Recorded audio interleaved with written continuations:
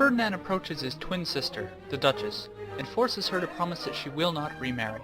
The Duchess agrees. Immediately after making her promise to Ferdinand, the Duchess meets with Antonio, and after a friendly discussion, Antonio, of his own free will, takes the Duchess's ring. Antonio and the Duchess are secretly married with Cariola, the Duchess's servant, as witness. They then proceed to their marriage bed, alone.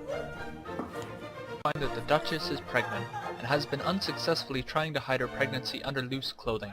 Ursula, ever watchful, suspects the Duchess is carrying child, and attempts to confirm his suspicions by serving the Duchess apricots, which the Duchess greedily consumes and then promptly regurgitates. Antonio fears there is not enough time to hide the Duchess away, and devises a plan which will allow her to give birth in secrecy. Bossela has confirmation of the pregnancy, and sends a letter to Rome, where the message is delivered to Ferdinand, which tells of the Duchess's pregnancy and birth. Ferdinand is almost driven to madness, and launches into a long speech with questionable overtones concerning his sister.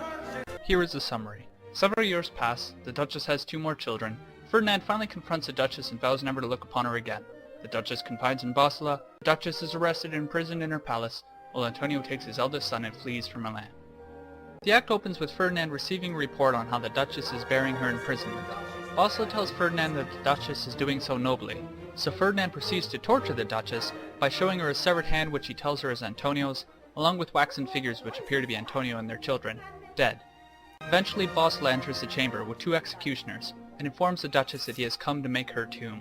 The 2 executioners drag Cariola off, and eventually she is strangled. Bossela strangles the Duchess and then the 2 children off stage. Ferdinand re-enters and tells Bossela to leave, but Bossela demands his money.